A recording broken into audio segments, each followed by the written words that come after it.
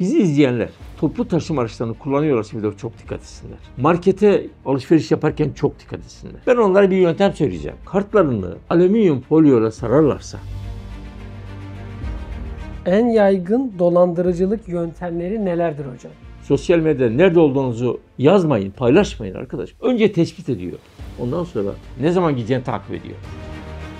Bir de hani o kadar çok bilgiye sahipler ki o ürünü ne zaman alınmış, hangi tarihte iade etmiş. Bütün bilgileri söylüyor. Oradan bir güven uyandırıyor. Ve kullandıkları telefon, bakın altını çiziyorum. ile başlayan numaralar kullanıyor. Siz bakın ben size şimdi onu cep telefonundan size onu yapacağım. Gelen mesajı, bana gelen mesajı sizinle paylaşacağım şimdi. Diyor ki, adınıza açılmış olan dosya ile ilgili bugün 17.30'a kadar tarafınıza dönüş yapmanız gerekmektedir. Şimdi bakın irtibat numarası, telefon numarası veriyor. Kazanan ararsanız o tuzağa düştünüz. Geçmiş olsun. Burada ben en pratik bilgi vereceğim onlara. En pratik. Ne yapman gerekiyor kardeşim? Abone olacaksın. Bunu unutmasınlar. Ya arkadaş senin hayatını kurtarır o mesaj. Hayatını kurtarır. Bütün mal varlığının gitmesini engeller. Bizi izleyenler bu videoyu tekrar izlesinler ve notlar tutsunlar. Ve gerçekten onları hiç beklemedikleri bir anda büyük bir tehlikeden kurtaracak. Hiç kimse bu tuzağa düşmesin. Yani dolandırıcıların paralarını, yaşama sevinçlerini, umutlarını, huzurlarını çalmasına izin vermesinler.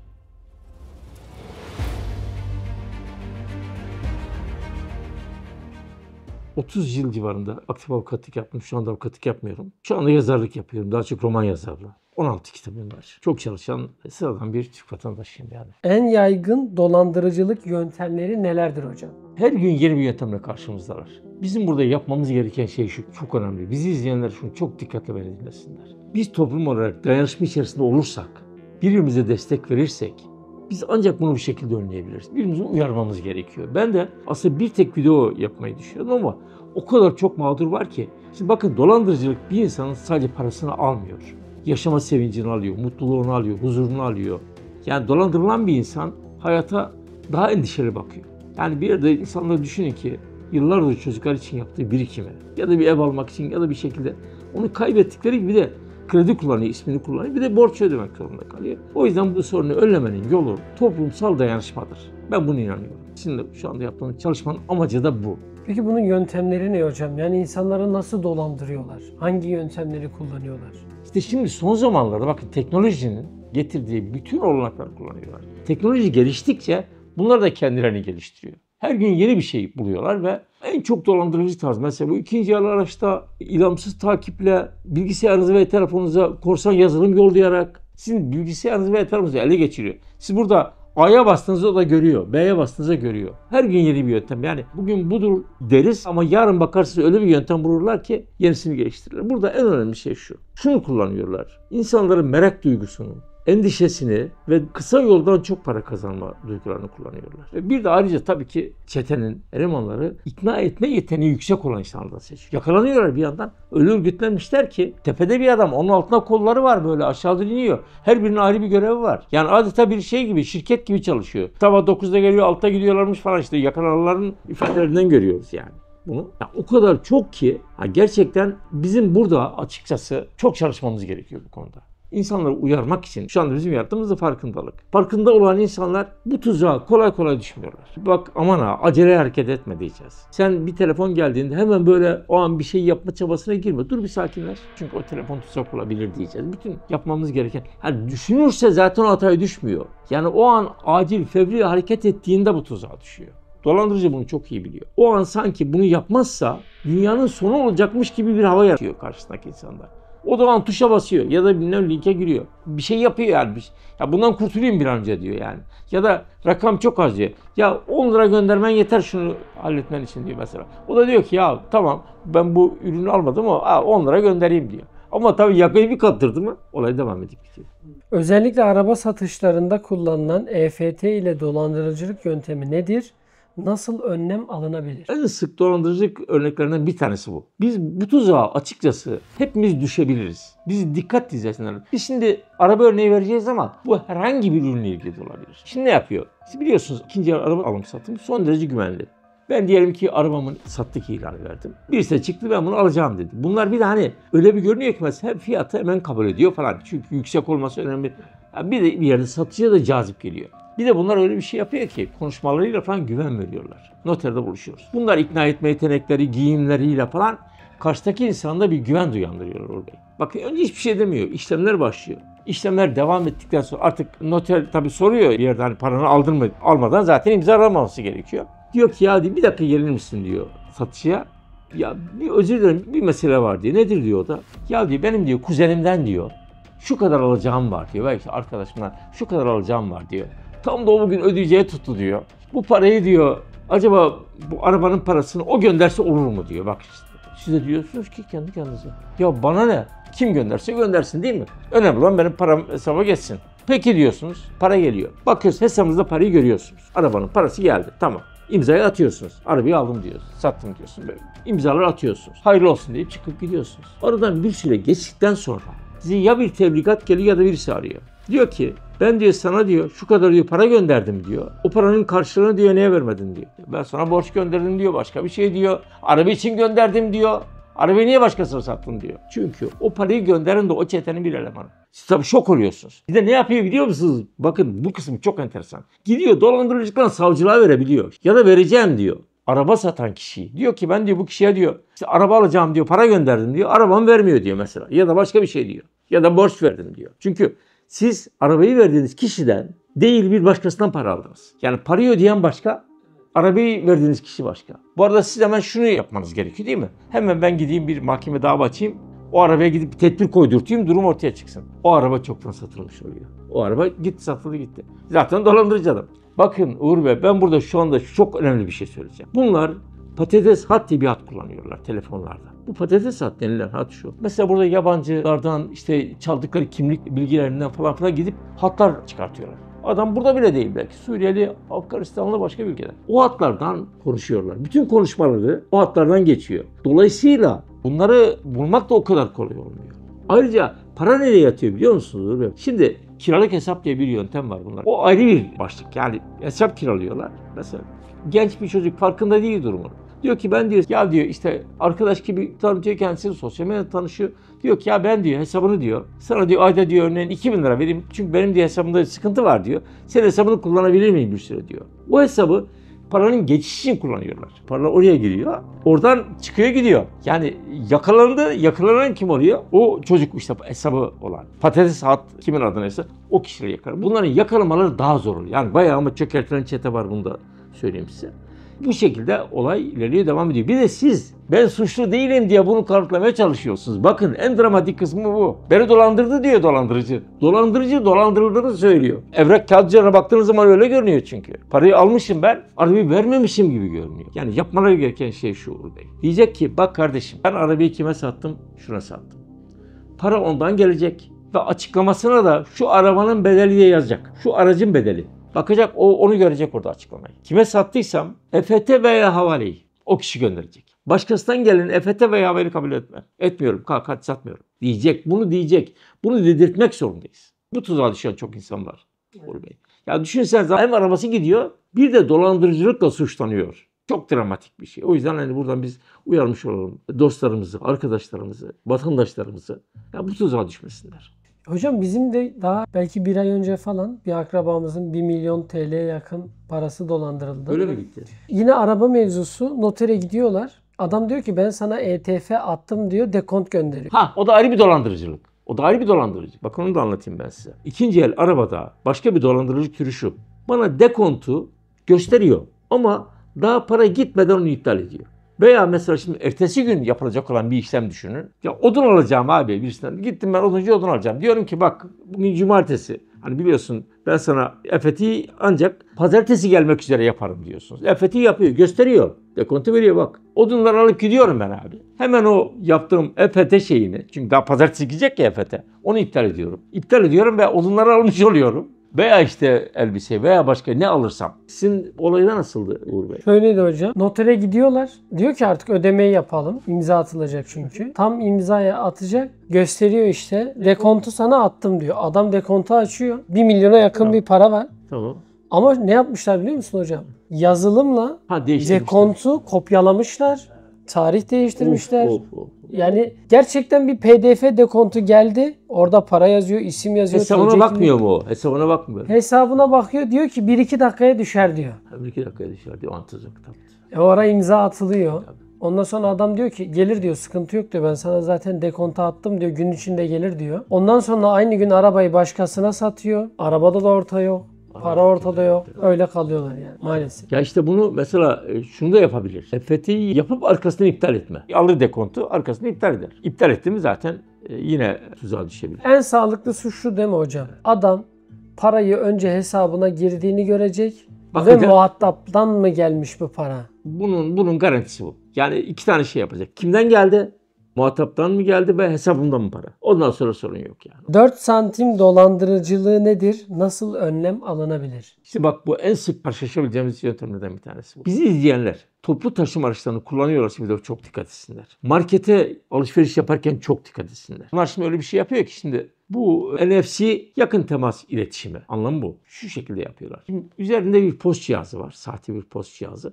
Veya telefona entegre edilmiş olan bir cihaz var. Bu daha yakın bir tarihte oldu. Markete geliyor bir yabancı uyruklu birisi. Orada bir işlem yapar gibi bir şey satın alıyor. Sonradan bakıyor, ben pasaportumu evde unutmuşum diyor. Çıkıyor gidiyor. Bakıyor ki adamın bir tanesi orada sırada olan 5.000 lirası karttan çekilmiş. Adam sırada duruyor, kartından para çekilmiş. Tabii. Sırada duruyor, karttan para çekilmiş. İzliyorlar kamera kayıtlarını. Anlıyorlar ki Allah'tan bu dolandırıcı oraya ertesi gün yine gidiyor. Tekrar çarpacak. Orada onu konuşturuyor falan, yakalanıyor. Yakıya ele veriyor. İşte ondan sonra anlaşılıyor ki bir post cihazıyla ve bu sahte post cihazlarında limiti de arttırabiliyor. Mesela diyelim ki hani temassız kartın belli bir limiti var ya, işte 700 lira, 1000 lira o kadar çekebilir dersin. Limiti de arttırabiliyor veya çok uzun süre kalınca 4 santim yaklaştığında o parayı çekebiliyor. NFC'yi kullanabiliyor. Yani yakın temas. Yani bu bir nevi post cihazıyla kartınızdan para çekme yöntemi. Kredi kartınızdan, işte banka kartının da bazı kartlarda da özellik olabiliyor. Para çekme yöntemi. Yani şunu anladın değil mi hocam? Şimdi ben marketteyim, sırada duruyorum. Arka cebimde cüzdanım var. Evet, bravo. Adam telefon gibi bir cihazı, neye entegre? Telefon. Post cihazı işlevi gören bir makinayı benim sırtımdan 4 santim yaklaştırdığı an para gitti. Para gitti. Ve limiti de arttırabiliyor. Bu sahte post cihazlarının böyle bir özelliği varmış. Ya diyelim ki 1000 lira yerine 5.000 lira çekebiliyor, 10.000 lira çekebiliyor. Yani boşaltabilir yani kartınızı o an. Hiç kimsenin size 4 santim yaklaşmasına izin vermeyin.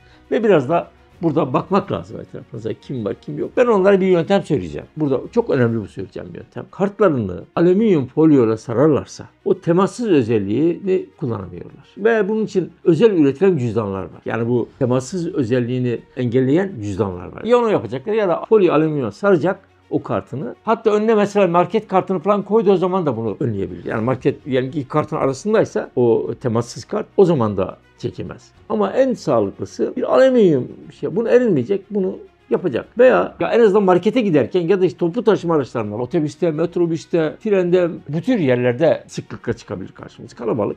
Dikkat edemiyorsunuz ki her şeye. Bir bakarsınız hesabınızdan, kartınızdan paralar gitmiş. Yani 4 santim dolandırıcılığı bu. Yani ki otobüste de çok fazla kalabalık oluyor. 4 santim değil, 1 santim oluyor bazen arasında. Yani o yüzden en önemlisi dediğiniz gibi bu alüminyum folyo. Alüminyum folyo saracak. Bu çok zor bir şey değil. Saracak onu. Bunu her gün sarmasına gerek yok. Kalabalık içerisinde karışacağı zaman bunu saracak. Biz önlem alacağız. Başka çaremiz yok. Ya ben hani dolandırıldıktan sonra giderim hakkımı ararım falan. O ayrı bir şey. Tabii ki arayacaksın. Ama önemli olan dolandırılmamak için ne yapacak? Bütün mesele bu ya. Yani çocukların rızıklarını bunlara kaptırmamak için ne yapacaklar? Sadece parayı değil, yaşama sevinçlerini, umutlarını, mutluluklarını çaldırmamak için ne yapacaklar? Psikolojisi bozuluyor insanların bu nedenle.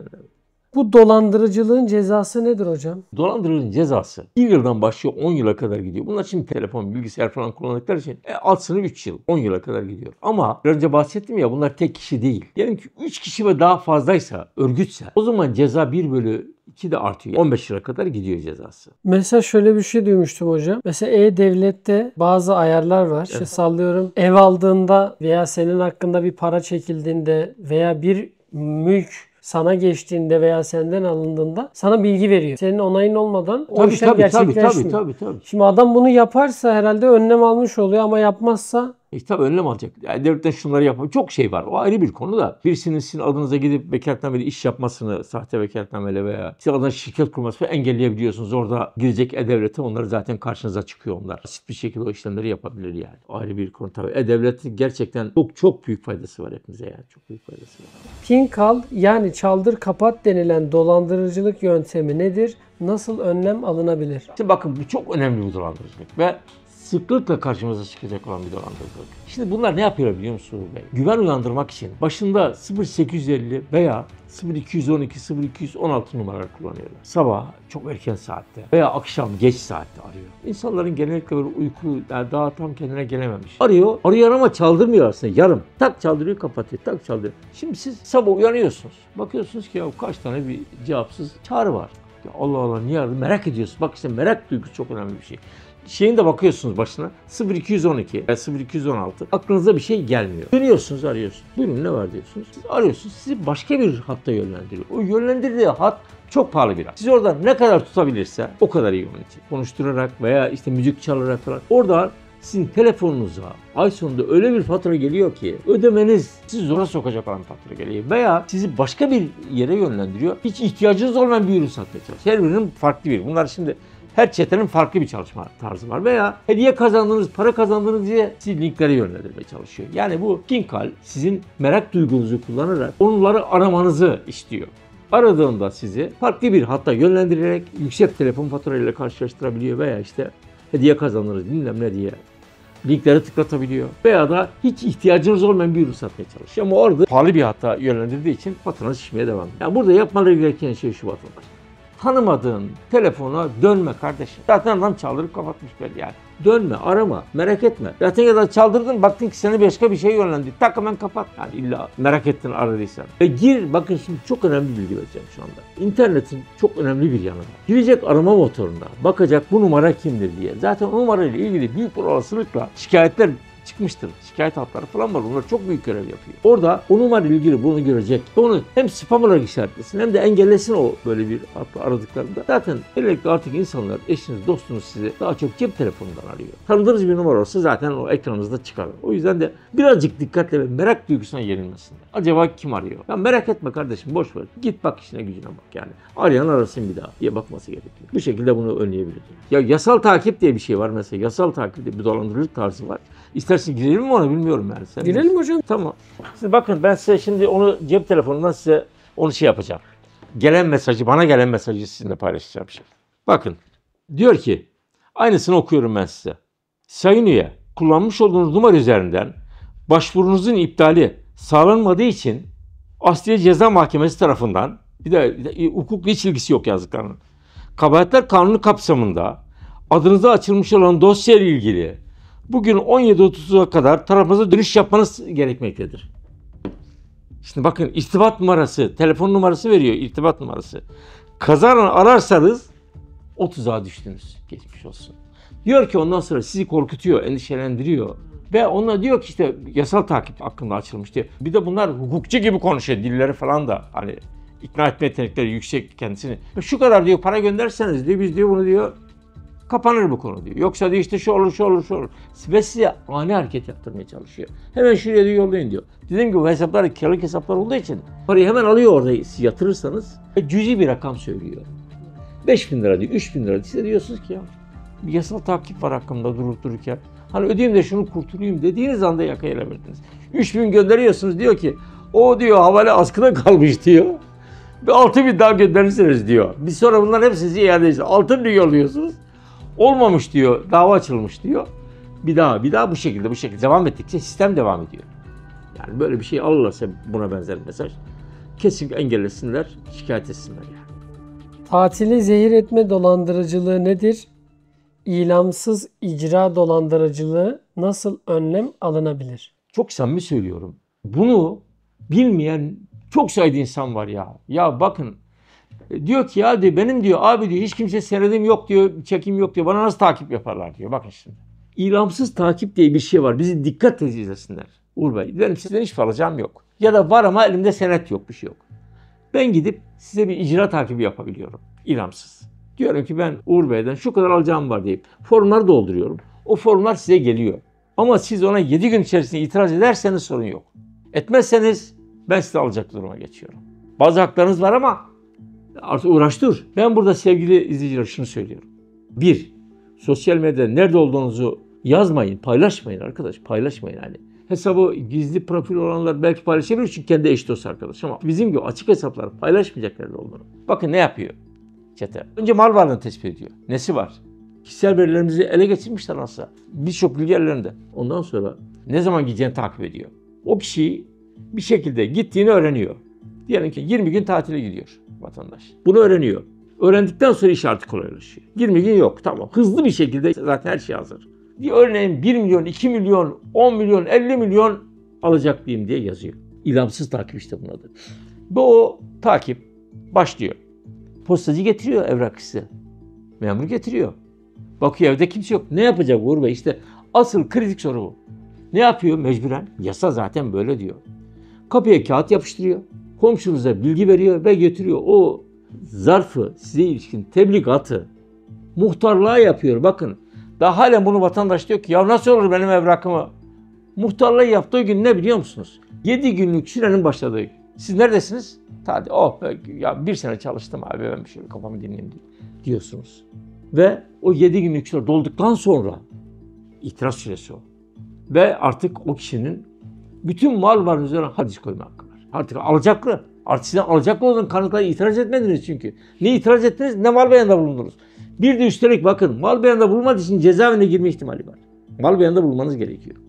İtiraz edeceksiniz veya mal beyanında bulunacaksınız. İtiraz edeceksiniz oraya. Şimdi bir de hapis cezasıyla karşı karşıya kalıyor. Ve bu kişi bankadaki hesaplarınızı çektirebilir. Haciz. Mallarınızı satışını isteyebilir. Hemen bana vatandaş diyor ki ya haklarım yok mu? Haklarım var kardeşim. Gecikmiş itirazda bulunursun. Menfi tespit davası açarsın, uğraşırsın, mücadele verirsin ama bunu yapmadan önce burada ben en pratik bilgi vereceğim onlara. En pratik. Ne yapman gerekiyor kardeşim? UYAP'a abone olacaksın. UYAP'a abone olacak. 40-60.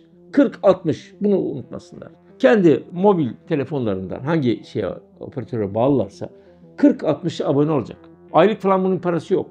Bir aylık falan bir şey ödemiyor. Sadece mesaj geldiği zaman galiba çok cüzi bir şey. Bildiğim kadarıyla çok cüzi bir şey. Bir mesaj ücreti gibi bir şey ödüyor. 40-60'a abone olduğunda ne oluyor biliyor musunuz Uğur Bey?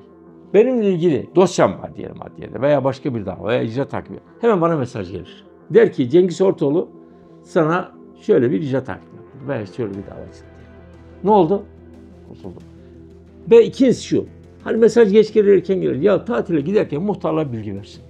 Muhtarlara bilgi versinler. Komşularına bilgi versinler. Çünkü aynı zamanda evrak getiren kişi görevli bir komşuya da bilgi veriyor. Diyor ki yani bana telefon açtı ya komşu alt üst komşuna.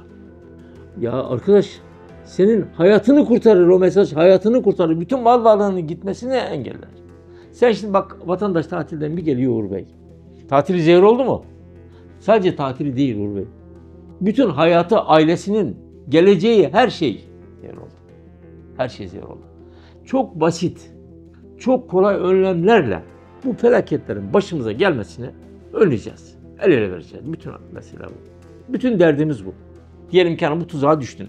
Gecikmiş itirazı bırak, mallarına tedbir koydur. Bak ilk yapma. Menfi tespit davası açacak hemen mallarına tedbir koyacak. Yani o arada hani bankadaki para şu bu falan gittiyse o başka en azından mal varlıklarına bir şekilde daha fazla zarar vermemesi için bunu yapacak yani. Menfi tespit davası açma hakkı var.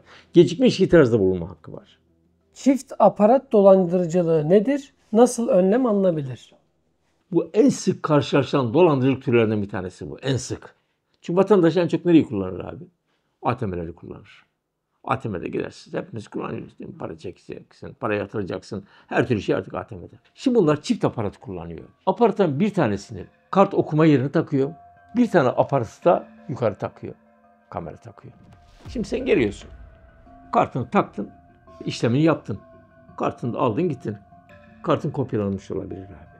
Çünkü aynı zamanda şifreyi girdin ya. Şifreyi de kamera çekiyor. Yukarıda kamera var. Şifreni çekti. Kartı da kopyasını çıkar. Zaten o kart bilgileri elinde olduğu sürece tak diye kart bastırmak onlar için çok basit bir şey. Ve hiç basılı karta bile gerek yok. İşte o herkesin bir görevi var. Oradan o bilgileri alıyor, öbürü ona gönderiyor, bilmem ne yapıyor. Ve ondan sonra o ATM kartını kopyaladıktan sonra artık işi çok kolay. Sabah gittiğinizde bütün paranız çekilebilir. Ben şunu rica edeceğim bizi izleyenler ne yapmalı gerektiği konusunda. Kart okuyucularda falan o aparat falan takıldığında mutlak surette bir şey oluyor orada. Onu fark edebilirsiniz yani dışarıda işte bir bantiz oluyor, bir şey oluyor ya da kart zor giriyor çıkıyor. Bir fark olabiliyor. Buna çok dikkat etsinler. Ya birazcık dikkat uyanık. Orada şüpheli bir şey görürlerse bankaların arasınlar. Bankalar arasınlar. Kartlarını bir süre için hesaplarını dondursunlar. Şüpheli bir şey yani fark etmeleri durumunda. Yani bu bir önlem olarak son derece önemli. Mesela şimdi belki devamında yine şunu da konuşmak lazım. Aynı bir de kart sıkıştırma dolandırıcılar. ATM'de kart sıkıştırma dolandırıcılar. Şimdi bu da şu şekilde yapılıyor. Kart okuyucuya bir yapışkan bir şey koyuyor. Şimdi kartını siz koyuyorsunuz, takıyorsunuz. İşlem yapacak kart tekrar alamıyorsunuz, çıkmıyor. Çıkmayınca orada sözde böyle hani bir de şık giyiniyorlar falan. Birisi geliyor. Diyor ki ne oldu diyor, yardım edeyim diyor icabında. Hani birisi yardım ediyor abi icabında. Böyle kart sıkıştı. O zaman diyor hiç merak etme diyor. Ben şimdi o kartı sana çıkartırım diyor. Ne yapacağım diyor. Şifreni gir diyor. Merak etme ben diyor bakmıyorum diyor, böyle yapıyor. Sırtını dönüyor. Şifreni gir diyor. Olmadı mı diyor, çıkmadı mı? Bir daha gir diyor. 3 defa gir diyor. O sırtını dönüyor ama diğer eleman da orada güya o da işlem bekleyen yabancı gibi görünüyor. Diğer eleman şifreyi görüyor veya çekiyor telefonuyla. Yani güya yardım eden değil de orada alakasız gibi duran çekiyor. Yani bir yerde de güven sağlıyor. Bir yerde güven sağlıyor. Yani sırtını dönüyor yani şifre girerken. Olmadı mı halen daha? O zaman bir dakika diyor ben diyor hani yaptığım işi yarım bırakmayayım diye size yardım edeyim diyor. Hemen müşteri hizmetlerini arıyor. Veya orada başka bir eleman giriyor devreye. Müşteri hizmetlerini güya arıyor. Arada kendi adamları. Bankayla alakası yok bunların hiçbirisi. Kendi o çetenin birisini arıyor. Hatta şunu söyleyeyim size, önemli bir şey söylüyorum. Numaraları bunların 0850 ile başlayabiliyor. Güven uyandırmak için. Bakıyor adam 0850 tamam. Diyor ki şunu yapın, şunu yapın diyor güya. Diyor ki vatandaşa kartını iptal ettik bitti diyor.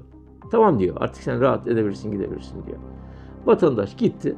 Şifre ellerine vatandaş uzaklaştırdık. Artık emin ol kartı iptal edildi ya. Şeyi aradılar ya sözde. Halbuki kardeşim kendini arasana. Orada cımbızla çekiyor kartı. Kartı takıyor daha hemen ardı ardına. Ya da başka bir ATM'ye gidiyor oradan artık. Hemen orada hesabı boşaltıyorlar. Yani adamın hesabını boşaltıyorlar. Burada vatandaşın yapması gereken şey şu. Kesinlikle ben yardım ederim abi. Yabancı sana niye yardım etsin? Sen böyle bir durumla daha şeyin başından ayrılmadan hemen kendi bankanı arayacaksın. Kendi bankanın kartını iptal ettireceksin. Hiç ayrılmayacaksın orada. Bu ayrıca işlem yapacağın zaman kart okuyucuya kartını daha takmadan önce bak. Orada çünkü mutlaka bir iz bırakabiliyorlar. Yapışkan bir şey bırakabiliyorlar. Ucuz eşya dolandırıcılığı nedir hocam? Bu abi çok yaygın. Son zamanlarda çok yaygın. Şimdi ne yapıyor biliyor musun Uğur Bey? Özellikle sosyal medyada ilanlar veriyorlar, reklamlar veriyorlar. Diyor ki işte ben diyor işte evimi boşaltmak zorunda kaldım diyor. Veya işte ben diyor ikinci el eşya satıyorum diyor bir şekilde. Bir resmini koyuyor. O resim de kendisindeki eşyalar değil abi biliyor musunuz? Bir yerde çalıyor resmi. Diğer nedir? 50 bin lira. O orada 10 bin lira diyor. 5 bin lira diyor. Bakıyor sizin ihtiyacınız var diyor. Ya şunu alayım diyorsunuz ya. Ama az kullanılmış diyor. Arıyor. Şimdi zaten siz orada bir yerde sosyal medyada bir şey yaparken orada işte telefonu da var. Ya siz bir linki falan bir şey tıkladınız zaten WhatsApp'a bağlatabiliyor. Bilmem ne yapabiliyor. Sizinle bir şekilde irtibata geçiyor. Ya da siz arıyorsunuz WhatsApp'tan ya da WhatsApp'tan arayın diyor. Bilmem ne diyor. Aradığınızda veya işte yazıştığınızda diyor ki bakın diyor hanımefendi ve beyefendi hemen diyor şu anda diyor bu diyor ürüne bakan diyor 10 kişi var diyor. Hemen diyor karar verin diyor. Yoksa diyor hani başkası alacak diyor. Hemen o an panik şey yapıyor. Acele ettiriyor. Ne yapacağım diyor. Şu IBAN'a diyor. Parayı yollayın diyor. Dedim ki bak hesaplar kiralık hesap. Bunu hiç kimse unutmasın. Kendi hesabı değil o hesap. Ya bir tanıdığın hesabı o şekilde tuzağa düşürmüş veya işte gençlerin hesaplarını bazı gençleri tuzağa düşürüp hesaplarını kiralıyorlar. Oraya parayı yollatıyor. 10 bin lira yolladınız şimdi. Siz diyorsunuz ki ürün gelecek. Arkasından birisi arıyor sizi. Efendim diyor. Siz diyor parayı yolladınız ama diyor. Para diyor askıda kalmış diyor. Siz diyor bunu diyor. Ya da işte ürün ismini yazmamışsınız diyor. Bizde burada yüzlerce ürün var diyor bilmem ne diyor. Siz bunu diyor tekrar diyor yollayın ki diyor. Biz de o parayı da size diyor hemen yarın diyor iade ederiz diyor. Bir 10 bin daha alıyor mu abi? Gitti 20 bin. Arkasından muhasebeden arıyorlar. Diyor ki hanımefendi siz parayı yollamışsınız ama ürün kod numarasını yazmamışsınız diyor. Tekrar gönderin diyor. Gönderin diyor. Tekrar abi gönderebiliyor. Kaç kez devam ettirebilirse. Siz de bir defa yakayı kaptırıyorsunuz ya. İkna etme yetenekleri yüksekse bunlar diyor hiç merak etmeyin işte hesabınıza diyor 3 saatte diyor geçecek diyor falan diyor. Artık siz dolandırıldığınızı anlayıncaya kadar tuzak devam diyor. Tuzak devam ediyor. Ve bu insanlar güçlükle para kazanan insanlar. Yani bir yerde hani emeğiyle, alın teriyle para kazanan insanlar. Dolandırıldığını anladıktan sonra tabii geçmiş olsun artık. Yani işte dediğim gibi kiralık hesap kullanıyor. Kullandıktan sonra patates at. Açık at yani patates at. Başkasına ait çalıntı kimliklerden oluşturdukları at. O yüzden bu çeteyi çökertmek daha zor oluyor. Çeteyi çökertmek daha zor oluyor. İşte bu ikinci el hadisesi ve çok çok yaygın. Bakın telefonda yapıyor bunu, mobilyada yapıyor bunu, ev eşyası, beyaz eşyada yapıyor bunu. Resmi bir görüyorsunuz, ya yenisine bakıyorsunuz. Diyelim ki 100 bin lira, o 5 bin liraya satıyor. Ya diyorsun ki zaten az kullanılmış diyorsunuz. Bunu alayım diyorsun. Veya yeni eşyada da yapabilir. Dikkat edeceksin kardeşim. Zaten bir ürün olması gerekenin çok altındaysa burada bir sıkıntı var ya. Ya çalıntı ya başka bir şey yani. Bir ürünün bir değeri var yani. Ona düşmeyeceksin ortada. Ürün iadesi dolandırıcılığı nedir? Cep tarafından şöyle bir mesaj geliyor. Kargoyu teslim almadığın için firmamız zarar uğramıştır. Ürünü teslim almadın diyor. Ve bunlar çok enteresan bir şekilde Uğur Bey bizim bu kişisel bilgilerimizi sahipler. Yani ben nereden bir ürün aldım, nereden bir ürünü iade ettim, işte ne oldu bu bilgiler sahipler. Ve kendisini bir firmanın bilgilerini kopyalayarak sanki o gelen mesaj sanki bir firmadan geliyormuş gibi imajı yaratıyor. Bu kargo firması olabilir, başka firmayı taklit edebilirler. Diyor ki hakkınızda kargoyu teslim almadığın için firmamıza zarar uğrattınız. Hakkınızda icra takip başlatıldı. Şu kadar para gönderirseniz ürünü size teslim edecektir diyor. Başka çaremiz yok. Ürünü alacaksın diyor yani. Hiç alakası firmayla falan hiç alakası yok. Zaten benim ürünü iade etme hakkım var abi. Ya da kargo parasını diyor öderseniz diyor. Şu kadar değil mi? Hani bakıyorsunuz ki 300-500 lira bilmem neyse. Ya ödeyeyim de kurtulayım diyorsun. Ödüyorsunuz. Bir önce anlattığım gibi. Paranız askıda kaldı. Havale askıda kaldı. Bilmem ne oldu. Başkası devreye giriyor. Diyor ki ya diyor biz diyor bunu diyor böyle dedik ama diyor işlem diyor başlamış diyor. Artık icra takip ediyor. 20 bin lira göndermezseniz diyor kapatılamayacak dosya diyor. 40 bin lira devam ediyor. Olay devam ediyor. Adam gönderdikçe devam ediyor. Bir de hani o kadar çok bilgiye sahipler ki o ürünü ne zaman almamış, hangi tarihte iade etmiş. Bütün bilgileri söylüyor. Oradan bir güven uyandırıyor. Ve kullandıkları telefon bakın altını çiziyorum. 0850 ile başlayan numaralar kullanıyorlar. 0850 ile başlayan numaralar kullanıyorlar. O yüzden güven uyandırmaya çalışıyor. SMS'in altında da sizin aramanızı istediği numara sanki kurumsal bir numaraymış gibi. Numara çekiyorlar size yani. O yüzden dikkat edeceksiniz. Abi böyle bir hani tereddüt etmeyin de bu alavere dalavere de. Abi diyelim ki ben ya endişelendim. Abi sendeki numaradan ara kargo şirketini, kendi kargonu veya işte gelecek ya da firmayı ara. Durumu bildir. Hem ona da iyilik yapmış olursun. Çünkü onun ismi de burada kullanılıyor, lekeleniyor. O firmaya da zarar veriyor bu adamlar. O firmanın da ismini taklit ederek ona da zarar veriyorlar. Yapması gereken şey bu. O an panik yapmayacak. Ya ben şu parayı ödeyeyim de kurtulayım demeyecek abi.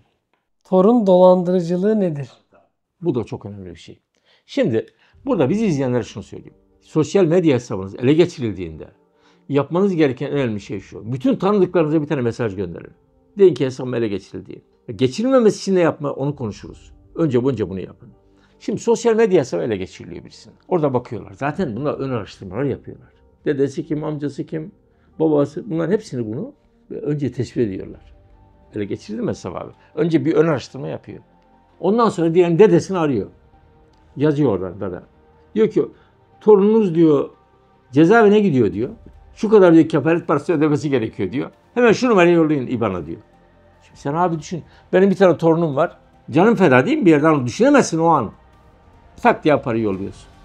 Veya diyor ki torun şu anda hastanede acil şu kadar para ihtiyacı var. Sizi arayacak durumda değil diyor. Parayı tak diye yolluyorsun.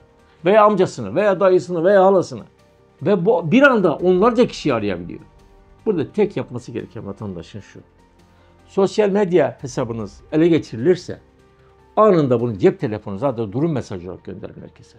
İkincisi de yeni bir sosyal medya hesabı açarak ortada diyorum. Ayrıca çift aşamalı kontrol sistemi de sağlayın. Yani hesabınızı güvence altına alın yani. O zaman işte sadece kodu girmeniz yetmez. Ayrıca bir de sizin cep telefonunuza gelen mesajı girmesi. Onu da yapamayacağına göre çift kontrollü hale getirin. Sosyal medya deyip geçmeyin. Orada çok ciddi tuzaklar var. Ve cep telefonunuzda tanıdığınız herkese bunu bildirin. Hesabın ele geçirilmesi durumunda. Yapmalı gereken şey var. Hocam merhaba dolandırıcılığı nedir? Abi şimdi bu merhaba dolandırıcılığı şu. Bunu iki şekilde yapıyorlar. Ya mesajla yapıyorlar veya sosyal medyada yapıyorlar. Şunu yapıyor, profile güzel bir kadın resmi koyuyor. Yani o resmi koyan kadın mı erkek mi olduğunu bilmiyoruz. Gözüne kestirdikleri elemanı, önce zaten o kişi hakkında zaaflarını her şeyi biliyorlar. Ona bir mesaj, merhaba canım diyor. Selam diyor. Hatta bunlar şimdi bilirsin merhaba yazıyorlar. Bilmem ne, seleme yazıyor. Artık kısaltılmış yazıyor. Onu etkileyebilecek bir şey yazıyor. Arkasından takip etmeye de başlıyor. Takip etmeye başlayınca bizimki de onu takip etmeye başlıyor. Ondan sonra abi yazışıyor. Canım bilmem ne falan diye tahmin edeceğiniz gibi bir şey yazışıyor. Çok böyle hani rahat bir şekilde yazışma. Kısa bir süre sonra birisi arıyor abi adam. Diyor ki sen diyor lan diyor benim diyor kızımla diyor nasıl konuşursun diyor. O diyor daha diyor 18 yaşından küçük diyor. Tamam mı abi? Artık o tuzak başlıyor. Adam elleri titriyor. Nereden bilsin onu 18 yaşında mı 15 yaşında mı 16 yaşında nereden bilsin yaş bir şey yok ki. Seni diyor mahvedeceğim diyor. Seni diyor işte cezaevlerine süründüreceğim diyor. Ama aradan çok uzun bir zaman geçmiyor ve ertesi gün başka birisi arıyor. Kendisi yetkili birisi gibi gösteriyor. Diyor ki sizin hakkınızda diyor açılan bir soruşturma var diyor. 18 yaş altında bir kızı istismar etmekten diyor. Şu kadar para verirsen diyor, bu diyor, iş diyor hallolur veya o bir şey demiyor. Hakkınızda soruşturma var diyor, kapatıyor, başka birisi arıyor ondan sonra. Uzlaştırmak için sizi diyor, şu kadar para diyor ödersen diyor vazgeçecekler davadan kardeşim diyor. Yani yoksa diyor hayatın cezaevinde geçer diyor. Vatandaş bunu yolluyor abi o parayı. Yolluyor ama kurtulamıyor. Yolladın ama diyor bu diyor olmadı diyor. Kabul etmediler diyor. Bir daha yolla diyor. Şunu yap bunu yap diyor. Yani iyice onu mahvedinceye kadar. Çünkü araya çeşitli insanlar giriyor. İlk önce bakın baba diye arayan başka. Senin hakkında soruşturma açıldı diyen başka. Ben aranızı bulurum diyen başka. Parayı gönderdiğiniz hesap başka. Acayip bir, dediğim gibi yine bunun altını çiziyorum. Hesaplar genellikle kiralık hesap. Kullanılan telefonlar patates hat. O yüzden yakayı ele vermeleri daha zor oluyor. Yakalananlar da yine bunların tuzağına düşmüş olanlar. Ya bu da yani patates hat adam nereden bilsin telefonun benim kimliğim çalınıp da adıma at çıkartılma nereden bileyim? Veya hesabı gençleri kandırıyorlar. Ya diyor işte ben hesabım diyor bloke diyor bilmem ne diyor şu diyor bir ufak bir pahavara gelecek diyor. Sana diyor 2.000 lira vereyim 3.000 lira vereyim diyor. Ayda vereyim diyor hesabını ben kullanayım diyor. O da diyor ki ne olacak hani bir harçlık diyor veya işte araya tanıdık birisini sokuyorlar zaten. Tanıdık birisini sokuyor araya. Önce başka birisini avlıyor ondan sonra onu avlatıyor. Bu şekilde abi düşmeyecek abi vatandaş tuzağa. Düşmeyecek. Yani bu merhaba, seleme. Bak size de geliyordur bu tip mesajlar. Mesela mesajlar geliyordur. Bana 2-3 günde bir geliyor ya. Bana 2-3 mutlaka geliyor birkaç tane böyle mesaj. Bakın orada kazaran sen de bir seleme yazarsan abi. Selam ya da merhaba dersen tuzağa düşün. Çünkü bunlar profesyonel. Ya da diyor ki biz diyor seninle tanışıyoruz diyor. Merak uyandırıyor. Nerede tanışıyoruz acaba diyorsun. Kazaran bir yazmaya başlarsan zaten o yazdıklarını alıyor. Yazdıklarını alıyor. Oradan bir şey çıkarıyor. Ya tuzağa devam ediyor ya yazdıklarınla, paylaştıklarınla sana şantaj yapabiliyor. Yani o yüzden eğer bu tür tuzaklara düşmeyeceksin. Yani o merhaba dolandırıcı, merhaba diyorum ya. Merhaba dolandırıcı veya selam dolandırıcı bu. Bir arkadaşım bir tanesine denk geliyor işte. Anlıyor bunun dolandırıcı olduğunu. Diyor ki yani insanları neden dolandırıyorsun diyor. Adama söylüyor mesela. Hemen hat düşüyor. Anlık hat. Bakın bir de ne yapıyorlar biliyor musun? Dolandırıldığını anladın ya. Küfrediyormuş. Sen mesela anladın sen uyandın. Küfrediyor, hakaret ediyor sana. Yani seni bir de öyle tahrik ediyor.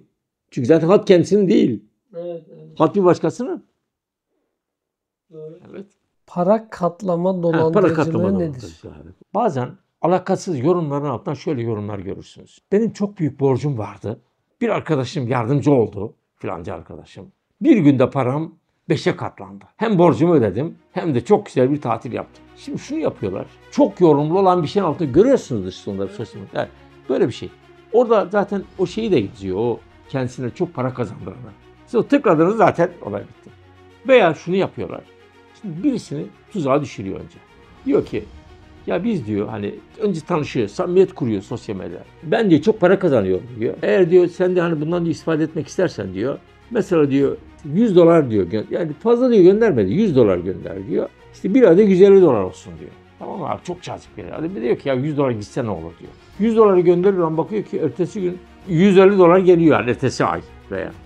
Geliyor. 150 yolluyor 275 geliyor.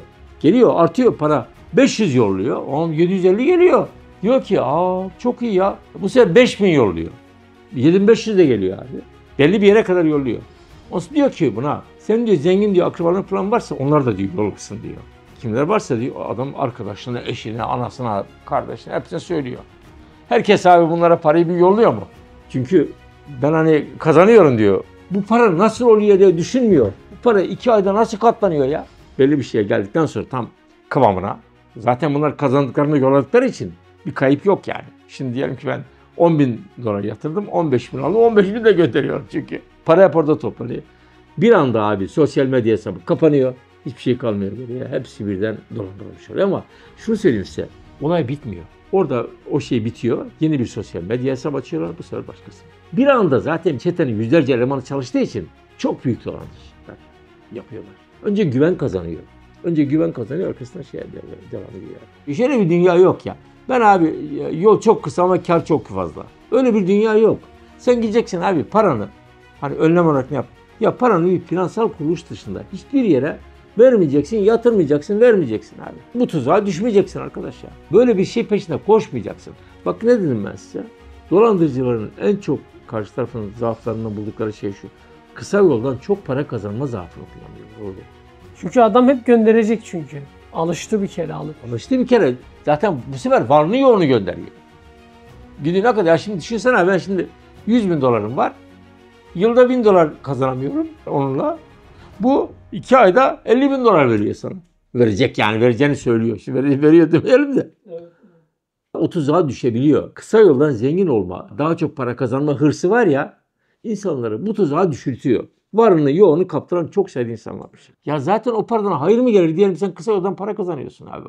O para zaten normal bir kazanç değil ki ya. Öyle bir dünya yok yani. Bunu bilsin vatandaş. Böyle hani işte bir ayda 2 ayda ben paramı katlayacağım falan öyle. Hani sen şu olur sonuçta katlanmış paran karşıdakinin parasını katlamış olursun. Onun parası katlanır. Dolandırıcının parası katlanır. Senin değil ama onunki katlanır yani. Sen katlanmış paranı gönderirsin. Böyle katladığın, sakladığın parayı o parayı katlar. Kargonuzu ulaştıramadık dolandırıcılığı nedir? En sık karşılaşılan dolandırıcılık türlerinden bir tanesi bu. Benim çevremden en az 10 kişinin başına geldi. Ama bu benden dolayı yani birçok hani bilgi bildikleri için onlar tuzağa düşmediler. Bakın ne yapıyorlar. Şimdi size bir SMS geliyor. SMS'te şunu yapıyorlar. Bir kargo firmasının taklidini yapıyorlar. Çok ufak değişikliklerle birebir aynısı değil ama sanki bir kargo firmasından geliyor gibi mesajı algılıyorsunuz. Kargonuzu ulaştıramadık diye bir SMS geliyor ve SMS yine dediğim gibi 0850 ile başlamadan geliyor. Allah Allah. Bir hakikaten de beklediğinizde bir kargo varsa onu biliyor zaten adam yani bir şekilde. Şimdi size diyor ki SMS'te bilgilerinizi güncellememiz gerekiyor diyor. Şimdi siz giriyorsunuz. Bir bakayım diyorsunuz. Linki tıklayın diyor. Linki tıklıyorsunuz. Linki tıkladığınızda karşınıza bir form çıkıyor. Aynen sanki gerçek bir kargo firması formu gibi. Şu bilgileri güncelleyin diyor. İşte adres bilgisi bilmem ne. O yüzden ulaştıramamış gibi. Eve geldik bulamadık falan gibi sanki. Bilgileri giriyorsunuz.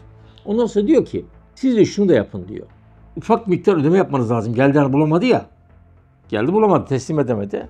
10 lira, 20 lira, 30 lira öyle bir şey. Basit bir şey. 50 lira neyse. Kredi kartı bilgilerinizi istiyor. Kişisel bilgilerinizi. Şunu da gir, şunu da gir, şunu da gir diyor. O bilgileri ele geçiriyor. Ele geçirdikten sonra zaten sizin yönlendiriyor. Siz şunu yap, bunu yap, şunu yap, bunu yap. Hesaplarınızı boşaltabilir. Ayrıca burada bu yöntemle ne yapıyorlar biliyor musunuz? Şimdi bunlar farklı farklı çeteler oldukları için her birinin farklı bir amacı var. Cep telefonunuza bir korsan yazılım gönderebiliyor. Korsan yazılım göndererek sizin bütün yaptığınız her şeyi, diyelim ki bankacılığa girdiğiniz adeta cep telefonunuzun bir sureti elinde gibi oluyor. Ne yaparsanız orada onu görüyor. Yani burada bu olayın özü bu. Aslında hepimizin düşebileceği bir tuzak. Yani böyle bir mesaj alırlarsa, kargonuz işte bilmem şu oldu vallahi. Abi çok merak ediyorsan sendeki telefonda ara kargo şirketini ya. Ya da Git orada bir yaz. Kendin internetten bul. Gerçekten sendeki mutlaka sende bilgiler var zaten. Sana satan firma, bu ürünü satan firma sana o kargo bilgileri zaten yolluyor. Oradan gir oraya bak. Oradan yaz. Eğer illa çok merak ediyorsan ürünün nerede olduğunu. Bu tuzağa düşme. Öyle mesaj alırsan engelle ve aynı zamanda da bunu kargo firmasına bildir ki onlar da kendilerine bu kendi isimlerini kimlerin kullandığını öğrensinler. Bu aynı zamanda dayanışma bunu gerektiriyor. Çünkü hak arama özgürlüğümüzü kullandıkça bunlar önlenir. Hani kimse ya ben dolandırıldım ama ya boş ver ne yapayım derse önlenemez. Yani bunu önlemenin bir yolu da hak arama özgürlüğünün toplumun bireyi kullanmasıdır. Peki hocam, bu kariyeriniz boyunca unutamadığınız bir dolandırıcılık anısı var mı? Ya var vallahi yani dolandırıcılık değil o tamamen farklı bir şey. Adam bir tanesi evini çaldırmıştı ya. 3 katlı evini çaldırmıştı. Meslek hayatımda ilk davam da odur. O zaman manşet oldu gazetelerde. Ya adam var ya şimdi Karadenizli, Zonguldak'ta Fatih'te bir ev var abi adam. Her ay geliyor işte 2-3 ayda bir ya da geliyor kirasını alıyor. Geliyor bir de kolu da yoktu o müvekkilin. Geliyor bakıyor ev yerinde yok. Allah Allah bina yerinde yok. Komşulara soruyor. Evim nereye gitti diyor görmedik diyorlar falan yani. Çok enteresan. Benim hayatımda karşılaştığım tabii en ilginç olaydır. Halen daha ilgincini görmedim yani. Bildiğin evi çalmışlar abi. Peki nasıl oldu? Bana geldi işte. Ben o zaman yeni avukatım. Daha yeni ilk meslek hayatımın ilk davası diyebilirim size. Abi gittik araştırdık falan. Meğerse kiracı bir yıkıcıyla anlaşıyor. Evi yıktırıyor, taşını, toprağını satıyor abi. Bina yani. Ahşap bir bina. Yani yıkıcıyla bu benim bina diyor. Satıyor. Ve o parayla da gidiyor bir kahvehane açıyor. Nasıl bitti bu dava diyeceksin. O kahvehaneyi sattı ev kiracı. Bizim müvekkile verdi parayı. Yani kahvenin parasını. Şimdi onun tabii şimdi bir arsası oldu orada. Bina gitti. O şekilde o parasının bir kısmını en azından kahvehane parasını devreden kurtarmış olduk. Yani. Bir tane böyle çok yani paraya tapan bir adam var. Çok enteresan bir adamdı o. Yani parayı yani çok ve gerçekten de hani çok da zeki, akıllı da bir adam. Ve kendisi de üstelik kumaşçılık yapmış yıllarca bak şimdi. Şimdi bu çakmakçılar yokuşuna yukarı doğru çıkıyor. Bakıyor ki bir kalabalık var. Bunlar şimdi öyle yapar abi zaten. Yani bir orada suni bir kalabalık. İpek kumaşlar var orada. İpek zannediyor. Herkes de işte almaya çalışanlar falan oluyor. Bilmem nereden getirdik diyor. Şöyle ipek böyle ipek diyor. Hakikaten parlak. Bu da böyle izliyor orada durumu. Aslında tuzağa düşeceklerden bu. Biliyorlar onu, tanıyorlar. Orada bir tanesi almaya çalışıyor. Tartışıyorlar güya, kavga yapıyorlar. O almak isteyene satmak isteyen. Bunu şuna verir misin fiyatı bilmem ne. Sen ne demek istiyorsun? Hakaret mi ediyorsun bilmem ne falan.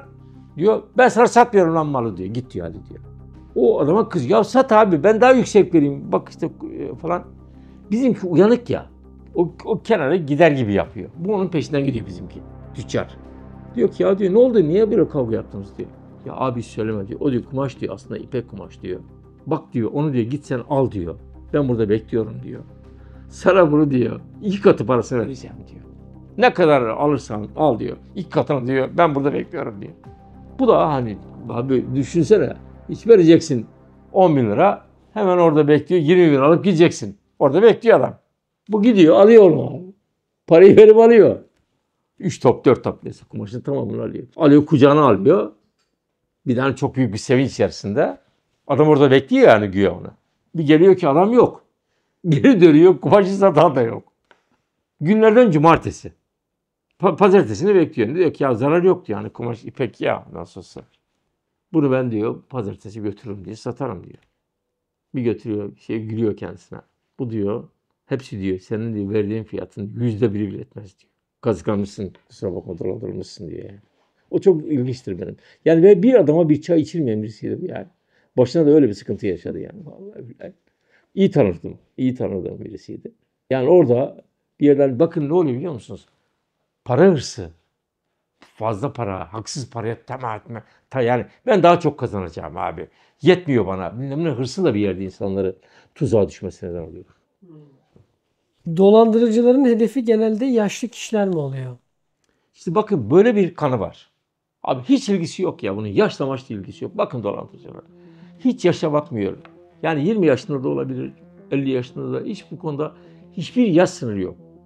Bazı şeyleri mesela telefonla ilgili aramalarda bu dediğiniz olabilir ama onun dışında hiç yaşla ilgili herhangi bir fark yok. Herkes yani ya ben hiç dolandırılmam diye bir iddiada bulunmasın hiç kimse.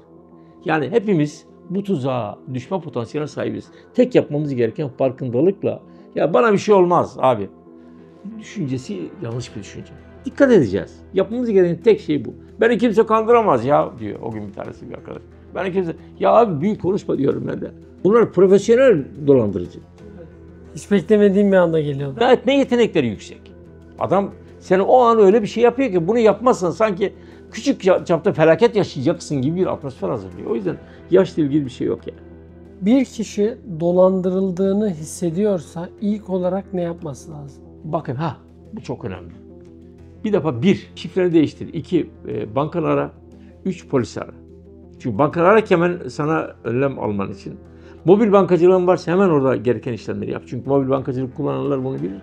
Orada hesabını, kartını, şunu bunu o an durdurabilirsin. Hemen girip mobil bankacılık kullananlar için iş biraz daha pratik. Yani girip hemen onlara kredi kartını dondurabilir. Bunu yapabilir. Veya bankanı ara. Bunları yapmanız gerekir. Ve aynı zamanda hemen polisi arayacak ardından yani. Yapması gereken şey bu. Panik yapmayacak. Yani bu işin en büyük zorluğu, en büyük sıkıntı bunların kullandıkları bu yöntemleri kullanırken dayandıkları en büyük argüman vatandaşın panik yapmasını kullanıyor, endişelenmesini. O an hani insan ne yapacağını bilemez duruma düşer ya, onu kullanıyorlar en çok. Hayalhanem hakkında düşünceleriniz nelerdir? Bizi hayatta tutan ve beni mesela hayatta tutan, sizler de öyle. En önemli ideal, hiç tanımasak da insanların hayatına katkıda bulunmak. Hayatın yaşam kalitesine katkıda bulunmak. Bunun maneviyat olsun, maddiyat, bir katkıda bulunuyorsak bu zaten benim şahsen kişisel kanaatim bu. Varlık nedenim yani. Hayatı anlamlı kılan da bence bu zaten. Benim açımdan bu. Benim mutluluk nedenim bu. Ben aktif avukatlık yaptığım dönemde en az 20'ye yakın dernekte çalışıyordum. Çok sayıda dernekte çalıştım yani. Görev yaptım. Yani herhangi bir sıfat olmadan üye olarak çalıştım sadece. Yani bir şeyi sevmiyorum hani işte başkanlık yapmadım. Hani sıradan bir üye olarak da çalışmanın keyfini yaşadım yani. O yüzden yani dünyada bundan daha büyük bir mutluluk olduğunu ben düşünmüyorum. Sizin yaptığınız iş de öyle. İnsanların yaşamına katkıda bulunuyorsunuz ve bunu hedefliyorsunuz. Yolunuz açık olsun. Allah işinizi rast getirsin. Çok teşekkür ederim. Ben çok teşekkür ederim. Sağ olun. Eklemek istediğiniz bir şey var mı? Bizi izleyenler, yani bu videoyu sadece hani izledim geçtim diye bakmasınlar. Bu videoyu tekrar izlesinler ve notlar tutsunlar. Ve gerçekten onları hiç beklemedikleri bir anda belki de bir büyük bir tehlikeden kurtaracak. Belki de büyük bir sıkıntı yaşamalarını engelleyecek yani. Ve kolay, basit önlemler belirledik ve onları paylaştık. Basit önlemlerle hayatlarını kararmasını, hayatlarında büyük sıkıntılar yaşamalarını önlemiş olacaklar. Yani bu videoyu sadece yani böyle bir hani bazı kitaplar vardır, başucu kitabıdır. Benim mesela kaç tane var öyle hani okuyup bitirme değil de ara bakma. Bunu da böyle bir başucu videosu olarak düşünsünler. Ve eşleriyle, dostlarıyla paylaşsınlar. Sevdikleri insanlara paylaşsınlar ki hiç kimse bu tuzağa düşmesin. Yani dolandırıcıların paralarını, yaşama sevinçlerini, umutlarını, huzurlarını çalmasına izin vermesinler. Bunu rica ediyorum. Bak yolunuz açık olsun, başarı diliyorum. Başarınızın devamını diliyorum hocam. Yani. Takip ediyorum ben de.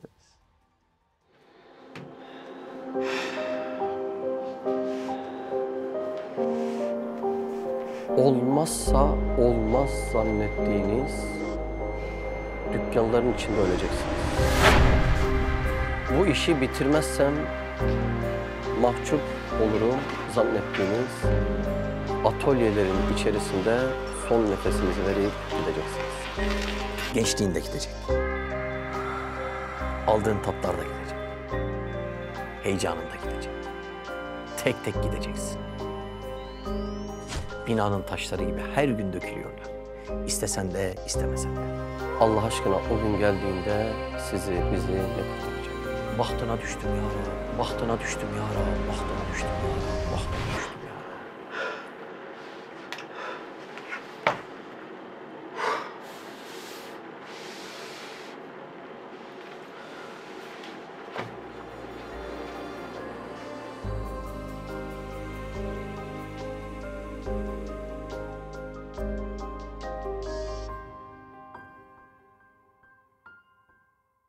Siz de Hayalhanem'in yurt içi ve yurt dışı projelerine destek olmak için buradaki linke tıklayarak online bağışta bulunabilir veya aşağıdaki iletişim numaralarından bizlere ulaşabilirsiniz.